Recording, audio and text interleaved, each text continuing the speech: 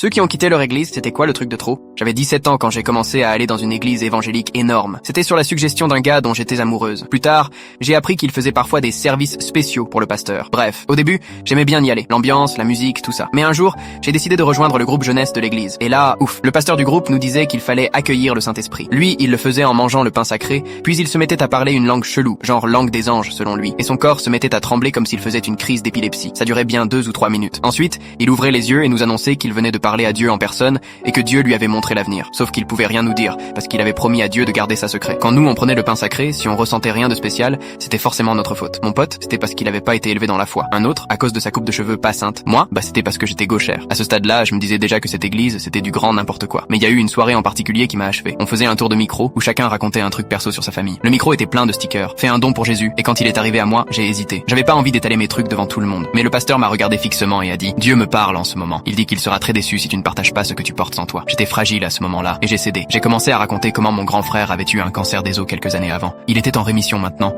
mais cette période nous avait tous traumatisés. Le voir souffrir comme ça, c'était trop. Quand j'ai fini de parler, la salle était silencieuse. Puis le pasteur a fait « Tesque » et a posé sa main sur mon épaule. Quel dommage que ta famille n'était pas des nôtres à l'époque. On aurait posé nos mains sur lui, et avec la puissance de Dieu, il aurait guéri plus vite. J'étais choqué, vraiment, plus un mot. Et là, elle ferme les yeux, respire un bon coup et dit: Le Seigneur vient de me reparler. Il veut que tu saches qu'il souffre quand il te voit croire que t'as besoin de médicaments pour aller mieux. Il est ton médicament. Je me suis levé direct. J'ai quitté la pièce sans dire un mot. Mais alors que j'atteignais la porte, elle s'est mise à crier: Dieu est ici et il te punira pour cette trahison. Je me suis retourné, je l'ai regardé droit dans les yeux et j'ai crié: Va te faire foutre. Et si Dieu est vraiment là, il me pardonnera pour ça.